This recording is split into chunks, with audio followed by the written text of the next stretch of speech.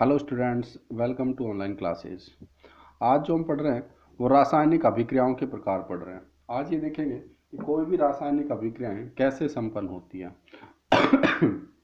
तो देखो, मान लो मेरे पास कोई अभिकारक अणु है। एक इसमें है, मैंने ये छोटे छोटे अभिकारक अणु दिए।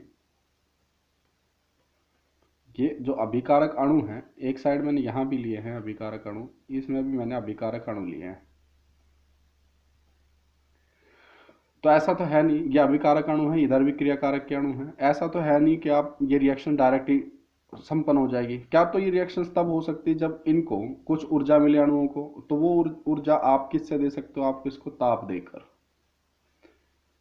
तो इन अणुओं को आप ताप दोगे तो इन अणुओं की सक्रियता बढ़ेगी, यानी सक्रिय अणुओं की संख्या बढ़ेगी, जिससे ये सक्रिय ऊर्जा के बराबर ऊर्जा प्राप्त कर उत्पाद में कन्वर्ट हो जाएंगे। इसी तरह इन अणुओं को दूसरा तरीका है ऊर्जा बढ़ाने का कि इसको आप क्या दे सकते हो? प्रकाश। यानी ये जो रिएक्शंस होगी ये प्रकाश की उपस्थिति में होगी।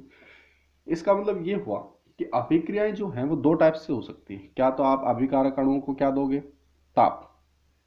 ताप देके उस अभिकारक अणुओं की ऊर्जा को बढ़ाओगे, या फिर उसको क्या दोगे? प्रकाश। तो प्रकाश की उपस्थिति में उस अभिकारक अणुओं की ऊर्जा बढ़ेगी। मैं एक सिंपल से एक डायग्राम बनाता हूं, पहले एनर्जी प्रोफाइल डायग्राम। कि मान लो मेरे पास ये है, अपन ने जो अब ये ग्राफ खींचा, ये तो है अभिक्रिया प्रोसेस यानी अभिक्रिया प्रगति। क्लियर है? और इधर मैं लिख रहा हूं ऊर्जा। ठीक है।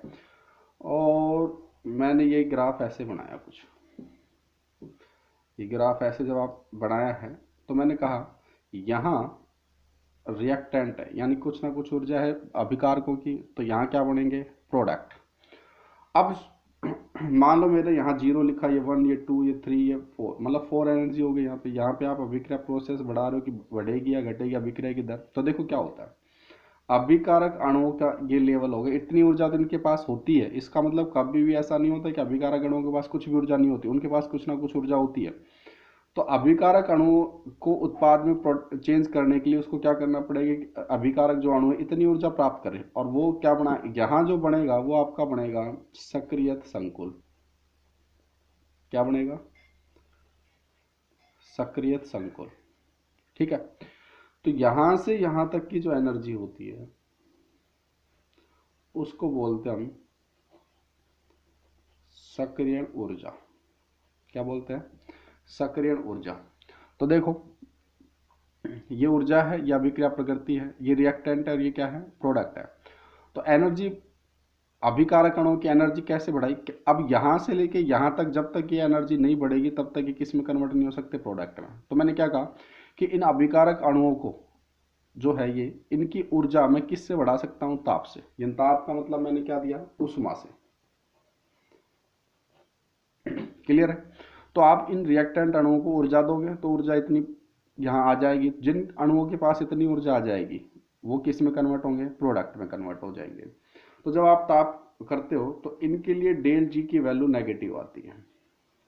किसके लिए डेल जी की वैल्यू नेगेटिव आती है? डेल जी क्या है? मुक्त ऊर्जा में कमी। मुक्त ऊर्जा में कमी।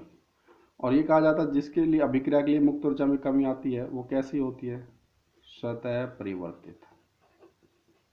कैसी होगी? स्वतः परिवर्तित। अच्छा, एक तो तरीका ये हो गया। तो इसका मतलब जो आप उष्मा इसको दे रहे हो, तो ऐसी जो अभिक्रिया है जिसमें आप अभिकारक के अणुओं को ऊर्जा सक्रिय संकुल बनाने के लिए ऊर्जा दे रहे हो, यानी ताप बढ़ा रहे हो, तो ऐसी ऊर्जाओं को हम बोलेंगे उष्मीय ऊर्जा अभिक्रिया। क्या बोलेंगे? उष्मीय ऊर्जा अभिक्रिया। ठीक है। अच्छा, दूसरा तरीका क्या था कि इन रिएक्टेंट को यहां से यहां तक सक्रिय बनाने के लिए मैं इसको क्या दे सकता हूं? प्रकाश। तो प्रकाश की उपस्थिति में क्या होगा? ये जो अभिकारक के अणु हैं, जब इस पर आप प्रकाश डालोगे तो ये तरंग धैर्य का अवशोषण करेगा। ये सिखाया था आइंस्टीन प्रकाश रसायन के नियम में कि एक फोटोन का अवशोषण कर ये उत्तेजित अवस्था में चला जाता है। यहाँ अवशोषण होता है यानी मुक्त ऊर्जा में परिवर्तन आता है, जबकि यहाँ इलेक्ट्रॉन निम्न अवस्था से कहाँ चला जाएगा? उत्तेजित अवस्था में। क्या बनाएगा? सक्रियत संकुल। तो दूसरे टाइप की जो अभिक्रिया आप पढ़ोगे वो दूसरी टाइप की अभिक्रिया क्या होगी? प्रकाश रासायनिक अभिक्रिया। कौन सी होगी? प्रकाश रासायनिक अभिक्रिया। और इस यूनिट के अंदर हमने इनके बारे में ही पढ़ा है, प्रकाश रासायनिक अभिक्रिया। कई बार क्वेश्चन पूछ लेता है कि ऊष्मीय ऊर्जा अभिक्रिया और प्रकाश रासायनिक अभिक्रिया में क्या अंतर है। क्लियर है? तो प्रकाश ऊर्जा रासायनिक अभिक्रिया में क्या अंतर है, तो ये हमें पढ़े। वैसे सिंपल से अगर आप देखो तो आपको ये पता चला कि फिलहाल कि जो ऊष्मीय ऊर्जा होगी उसमें आप अभिकारक अणुओं को सक्रिय संकुल बनाने के लिए, किसी भी अभिकारक के लिए वह आवश्यक न्यूनतम ऊर्जा जो उसको उत्पाद में बदलने के लिए आवश्यक हो उसको क्या कह लेते हैं हम, सक्रिय ऊर्जा। और सक्रिय ऊर्जा को हम E से प्रदर्शित करते हैं। क्लियर है? तो अगर आप टेम्परेचर दे रहे हो तो वो अभिक्रिया क्या होगी, ऊष्मीय ऊर्जा अभिक्रिया। और प्रकाश दे रहे हो तो क्या होगा, प्रकाश रासायनिक अभिक्रिया होगी। अच्छा, अब बात करते हैं अभिक्रिया का वेग की, क्या इन पे क्या इफेक्ट होगा प्रकाश रासायनिक अभिक्रिया में और ऊष्मीय ऊर्जा अभिक्रिया में। तो देखो क्या इफेक्ट होगा, आप इसके लिए जितना ज्यादा टेम्परेचर बढ़ाते जाओगे इन अणुओं के पास, यानी इसको बहुत तेज गर्म करोगे तो इन सारे ये टक्कर करेंगे, अणु आपस में टक्कर करके क्या करेंगे, सक्रिय संकुल बनाएंगे, सक्रिय ऊर्जा प्राप्त कर लेंगे और सारे के सारे किसमें कन्वर्ट हो सकते हैं, प्रोडक्ट। कब, इसका मतलब ये हुआ कि इनका अगर आप ताप बढ़ाओगे तो अभिक्रिया का वेग बढ़ेगा। लेकिन यहां इन अभिक्रियाओं में प्रकाश में ऐसा नहीं होता, प्रकाश में प्रकाश की तीव्रता बढ़ाई जाती है। प्रकाश रासायनिक अभिक्रिया में क्या होता है, मान लो कोई एक अभिकारक है, वो क्या करेगा, सबसे पहले फोटोन का अवशोषण, ये निम्नतम अवस्था में फोटोन का जैसे अवशोषण करेगा तो ये स्टार का मतलब ये उत्तेजित अवस्था में आ जाएगा। तो उत्तेजित अवस्था में आएगा तो जैसे जैसे प्रकाश की तीव्रता बढ़ाओगे तो प्रकाश रासायनिक अभिक्रिया की दर यानी वेग उसका क्या हो जाएगा, बढ़ जाएगा। तो उसमें ऊर्जा अभिक्रिया क्या होती है कि वे रासायनिक अभिक्रिया जो प्रकाश की अनुपस्थिति में संपन्न हो, यानी ये तो प्रकाश की अनुपस्थिति में संपन्न होती हैं और ये सिर्फ और सिर्फ प्रकाश की उपस्थिति में संपन्न होती है।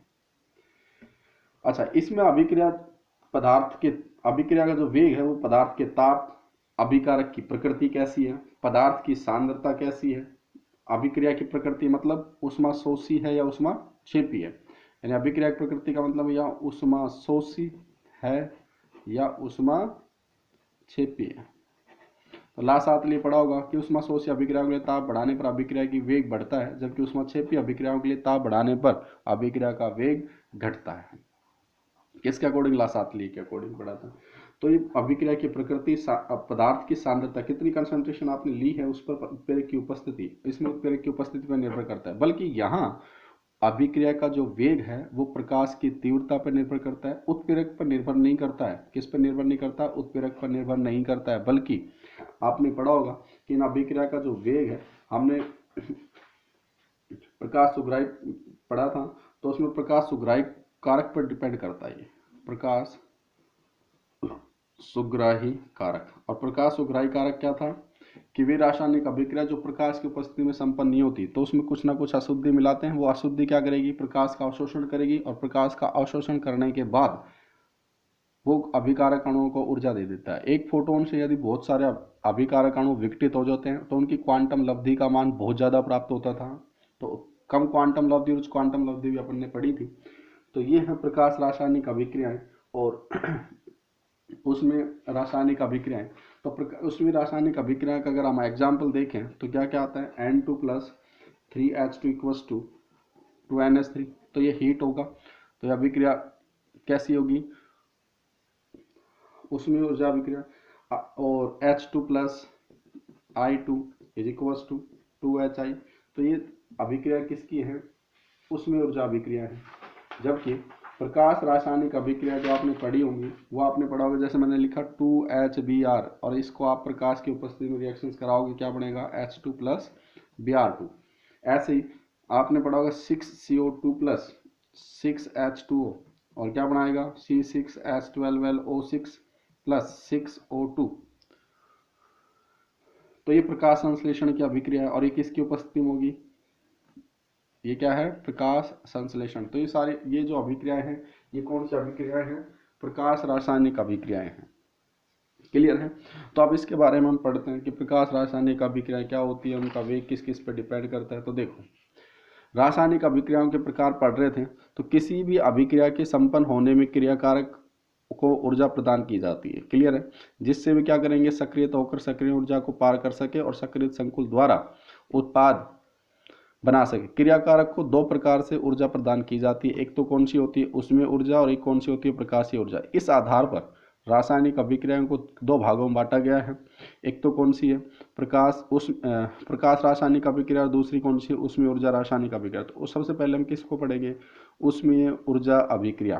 तो देखो, वे रासायनिक अभिक्रिया जो प्रकाश की अनुपस्थिति में संपन्न होती हैं और ये अभिक्रिया पदार्थ के ताप, अभिक्रिया की प्रकृति, पदार्थ की सांद्रता, उत्प्रेरक की अनुपस्थिति आदि पर उपस्थिति पर निर्भर करती है। जैसा example N2 + 3H2 = 2NH3, H2 + I2 = 2HI, PCl5 = PCl3 + Cl2। इन अभिक्रियाओं के गुण क्या क्या है कि सक्रिय के लिए टक्कर का होना आवश्यक है, क्योंकि आप टेम्परेचर इंक्रीज करोगे तो अभिकारक अणुओं के अंदर क्या होंगे, टक्कर होगी। टक्कर होने से उनके मध्य सक्रिय अणुओं की संख्या बढ़ेगी, जिससे अभिक्रिया का वेग क्या हो जाएगा, बढ़ जाएगा। फिर सेकंड क्या है, अभिक्रिया की दर ताप पर निर्भर करती है, यानी टेम्परेचर जितना ज़्यादा इंक्रीज करोगे अभिक्रिया की दर उतनी ही ज़्यादा बढ़ेगी। थर्ड क्या है, ये इस प्रकार की जो अभिक्रियाएं होती है इनके होने पर मुक्त ऊर्जा में क्या होती है, कमी होती है। तो यह उष्मीय ऊर्जा अभिक्रिया। नेक्स्ट है सेकंड, प्रकाश रासायनिक अभिक्रियाएं। तो इसमें देखो, प्रकाश रासायनिक अभिक्रिया में क्या होती है कि वे रासायनिक अभिक्रिया जो प्रकाश के दृश्य अथवा पराबैंगनी क्षेत्र से फोटोन के अवशोषण के द्वारा संपन्न होती है। इसमें सक्रिय ऊर्जा विकिरणों के अवशोषण से प्राप्त होती है, जबकि वहां सक्रिय ऊर्जा ताप से प्राप्त होती है। अतः अभिक्रिया का जो वेग होता है वो किस पर डिपेंड करेगा, ताप पर निर्भर नहीं करता है, बल्कि पदार्थ की प्रकृति, प्रकाश द्वारा तय की गई दूरी तथा प्रकाश की तीव्रता पर निर्भर करता है। ऐसी अभिक्रियाओं को प्रकाश रासायनिक अभिक्रियाएं कहते हैं। इसके एग्जाम्पल्स मैंने दिए हैं 2HBr प्रकाश की उपस्थिति में रिएक्शंस होगी H2 + Br2, तो ये विघटन अभिक्रिया होगी। टूट रहा है HBr 1 मोल H2 + Br2, तो विघटन होगा। ऐसे ओजोनीकरण में क्या होगा, ओजोन प्रकाश की उपस्थिति में टूटेगा ऑक्सीजन में, तो इसको हम क्या बोलेंगे, ओजोनीकरण। ऐसे कार्बन डाइऑक्साइड + H2 प्रकाश की उपस्थिति में क्लोरोफिल है, तो क्लोरोफिल अगर हम बात करें इस रिएक्शन को हमने कहाँ पढ़ा था, प्रकाश संवेदी अभिक्रियाओं में पढ़ा था। क्लोरोफिल सबसे पहले प्रकाश का अवशोषण करके इनको देगा एनर्जी, और ये किसको निर्माण कर देंगे, ग्लूकोज का। ये ऐसे एथीन है, C2H2 को क्या बोलते हैं, एथीन, और ये पॉलीमर पॉलीथीन बना देगा, इसको हम क्या बोलते हैं, बहुलीकरण प्रक्रिया। अब इसमें जो आता है वो क्या पढ़ेंगे हम, उसमें ऊर्जा अभिक्रिया और प्रकाश रासायनिक अभिक्रिया में अंतर क्या हो। इतना पढ़ने के बाद हम इसमें अंतर कर पाएंगे। देखो क्या है कि इस अभिक्रिया में अणुओं की टक्कर से मुक्त हुई ऊर्जा से अणु क्या हो जाएंगे, सक्रियत होते हैं, जबकि यहाँ क्या होगा, प्रकाश की अभिक्रिया में अभिकारक दृश्य एवं पराबैंगनी फोटोन के अवशोषण से अणु क्या होगा, सक्रियत होगा। तो ये इसकी है। नेक्स्ट इसमें क्या होगा,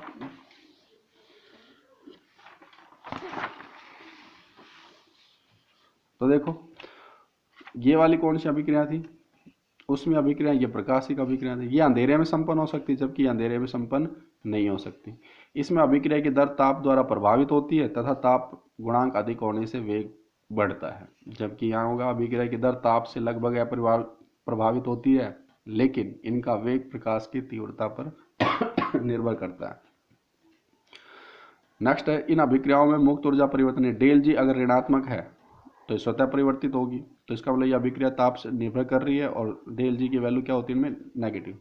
इन अभिक्रिया मुक्त ऊर्जा परिवर्तन ऋणात्मक नहीं होता, क्योंकि अणु विकिरणों का अवशोषण कर उत्तेजित अवस्था ग्रहण करता है। यहाँ एक अवस्था से दूसरी अवस्था में चली जाती है अभिक्रिया, जबकि यहाँ पहले अभिकारक अणु प्रकाश का अवशोषण करेंगे, अवशोषण करने के बाद वो निम्नतम अवस्था से कहाँ जाएगा, उत्तेजित अवस्था में जाएगा। यह अभिक्रिया स्वतः परिवर्तित होती है, स्वतः होती है, जबकि ये प्रकाश रासायनिक अभिक्रिया स्वतः परिवर्तित नहीं होती, प्रकाश की उपस्थिति जरूरी होती है। तो ये उत्प्रेरक की उपस्थिति में त्वरित की जा सकती है, यानी उत्प्रेरक की, जबकि यहाँ हम क्या लेते थे, प्रकाश संवेदक। अपन ने पढ़ा था प्रकाश सुग्राही अभिक्रियाओं में कि प्रकाश सुग्राही अभिक्रियाओं में कि कोई रासायनिक अभिक्रियाएं जब कोई संपन्न नहीं होती प्रकाश की उपस्थिति में, तो उसमें कुछ अशुद्धि मिलाई जाएगी, और वो अशुद्धि क्या करेगी, प्रकाश का अवशोषण कर अभिकारक अणुओं को ऊर्जा प्रदान करता है, जिससे दो प्रकार की अभिक्रियाएं प्राप्त होती है, उच्च क्वांटम लब्धि की और निम्न क्वांटम लब्धि की। उच्च क्वांटम लब्धि में हमने ये पढ़ा था जितनी भी मुक्त मूलक प्रतिस्थापन अभिक्रिया होंगी वो कौन सी आएगी, उच्च क्वांटम लब्धि। यानी एक ही फोटोन बहुत सारे अणुओं का क्या कर दे, विघटन कर दे, तो वो उच्च क्वांटम लब्धि की रिएक्शंस होती है। जबकि निम्न क्वांटम लब्धि में क्या होगा कि अगर अभिकारक अणु एक फोटोन का अवशोषण कर लेता है और वो सक्रिय तो नहीं हो पाता है, तो निम्न क्वांटम लब्धि की रिएक्शंस होती।